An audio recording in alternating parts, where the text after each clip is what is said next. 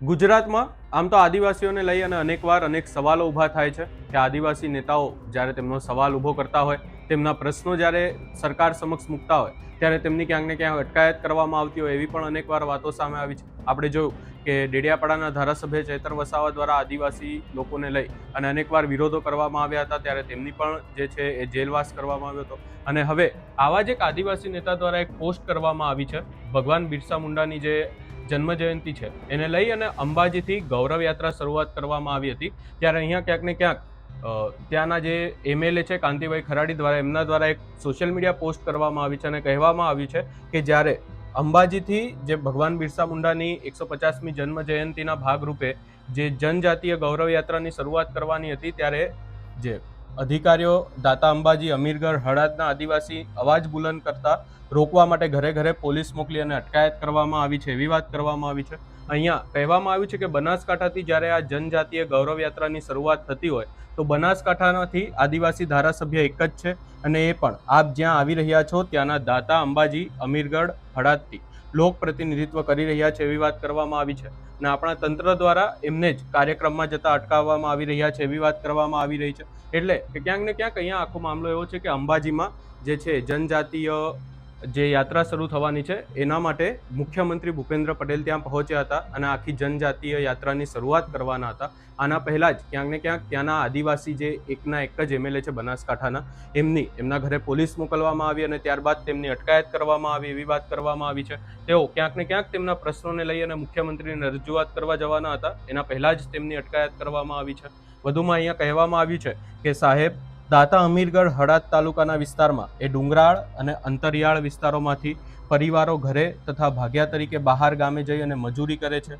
પોતાના બાળકોને ઉછેરી ભણ્યાવી ગણાવી અને વિદ્યાર્થીઓ ખૂબ જ મહેનત કરી પરીક્ષા પાસ કરી અને જ્યારે નોકરીના ઓર્ડર આપવા પડે ત્યારે જાતીય દાખલા કાઢ્યા પછી પણ તપાસના નામે નોકરી મેળવ્યા પછી પણ 3 વર્ષ સુધી ઓર્ડર નહીં આપવામાં આવે. એટલે કે ક્યાંક ને ક્યાંક આ બધા પ્રશ્નો કહેવામાં આવ્યા છે એમના દ્વારા. વધુમાં કહેવામાં આવ્યું છે કે વિશ્લેષણ સમિતિ અને વિજિલન્સ સમિતિ બિરસા મુંડા ભવન, ગાંધીનગરમાં બેઠેલા આદિવાસી વિરોધી માનસિક સ્થિતિ ધરાવતા અધિકારી દ્વારા તપાસના નામે છેલ્લે જાતિના પ્રમાણપત્ર રદ કરવામાં આવે છે ને નોકરીમાંથી છૂટા કરવામાં આવે છે એવી વાત કરવામાં આવી છે. વધુમાં અહીંયા કહેવામાં આવ્યું છે કે આદિવાસી વિદ્યાર્થીઓને મોટું નુકસાનનો સામનો કરવો પડી રહ્યો છે. સાથે જ અંબાજીમાં પણ કેટલાક ગરીબ અને મધ્યમ વર્ગના લોકોના મકાન તોડવા માટે નોટિસો આપવામાં આવી રહી છે. અહીંયા ક્યાંક ને ક્યાંક એવું કહેવામાં આવ્યું છે કે આ વાતને લઈ અને ધ્યાન આપી અને વહીવટી તંત્રને સુખદ દોરી અને નિરાકરણ લાવવામાં આવે એવી પણ વાત કરવામાં આવી છે. જો આ આખી બાબતની વાત કરવામાં આવે તો આના પહેલા એમના દ્વારા એક પોસ્ટ કરવામાં આવી હતી અને ક્યાંક ને ક્યાંક સોશિયલ મીડિયા પર એવું કહેવામાં આવ્યું હતું, આ એમના દ્વારા જે એમના ઘરના આગળના દ્રશ્યો છે કે જ્યાં પોલીસ પહોંચી ગઈ હતી, તેઓ વિરોધ કરવા માટે જવાના હતા, તેમની વાતની રજૂઆત કરવા જવાના હતા મુખ્યમંત્રીને, પણ એના પહેલા જ ત્યાં પોલીસ પહોંચી ગઈ હતી. અહીંયા વધુમાં એમના દ્વારા એક પોસ્ટ કરવામાં આવી હતી અને કહેવામાં આવ્યું હતું કે આ છે ગુજરાતની ભાજપ સરકારની તાનાશાહી.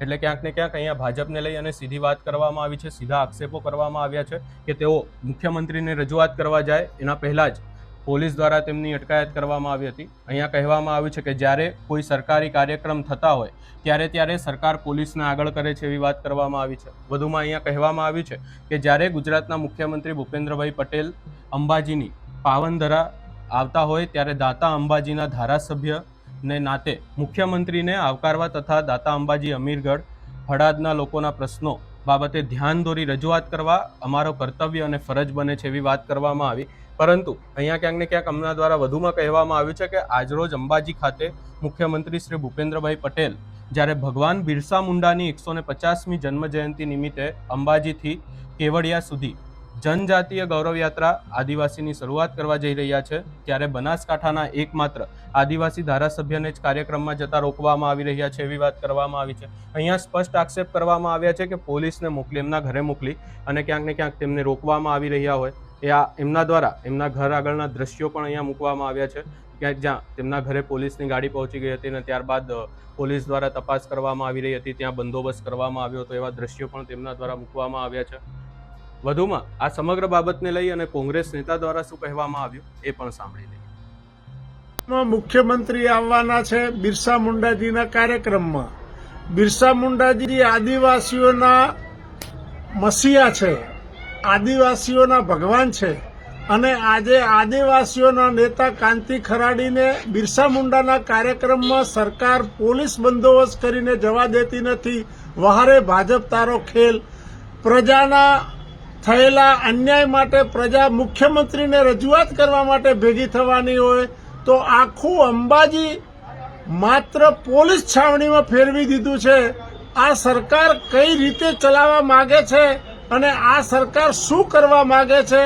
પ્રજાનો કોઈ અવાજ, કોઈ પ્રજા જ્યારે પણ કંઈ પણ રજૂઆત કરવાની હોય તો આ સરકાર પ્રજાની રજૂઆત સાંભળવા તૈયાર નથી, રજૂઆત કરવા દેતી નથી અને પોલીસને આડી કરીને બધા કોંગ્રેસના તમામ કાર્યકર્તાઓની રાત્રે 2 વાગ્યા સુધી ફરી ફરીને અંબાજીમાં ધરપકડ કરી લીધી. આ સરકારની રીત તો જુઓ. હવે પ્રજા ત્રાહિમામ પોકારી ગઈ છે.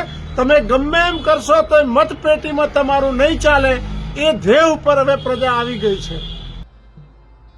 એટલે કે અહીંયા ક્યાંક ને ક્યાંક અંબાજીમાંથી જ્યારે ભગવાન બિરસા મુંડાની 150મી જન્મ જયંતિ નિમિત્તે જે જનજાતીય ગૌરવ યાત્રાની શરૂઆત કરવામાં આવી રહી છે, પરંતુ ક્યાંક ને ક્યાંક આદિવાસી નેતાઓની ઝટકાયત કરવામાં આવી રહી એવું ક્યાંક ને ક્યાંક એમના દ્વારા કહેવામાં આવ્યું છે. બનાસકાંઠા વિસ્તારમાં જ્યારે એકમાત્ર ત્યાંના એમએલએ ધારાસભ્ય જો હોય કોઈ તો એ કાંતિ ખરાડી છે, પરંતુ તેમની પણ અટકાયત કરવામાં આવી. તેઓ તેમના વિસ્તારના લોકોના પ્રશ્નો ક્યાંક ને ક્યાંક મુખ્યમંત્રીને રજૂઆત કરવાના હતા, એમના પહેલા જ તેમના અટકાયત કરવામાં આવી. આ વાતને લઈ અને હાલ અનેક ચર્ચાઓ થઈ રહી છે. આ સમગ્ર બાબતે આપનો શું અભિપ્રાય છે એ અમને કમેન્ટ કરી જરૂર જણાવશો. અમારી ચેનલ નિર્ભય ન્યૂઝને લાઇક, શેર, સબસ્ક્રાઇબ કરવાનું ભૂલશો નહીં.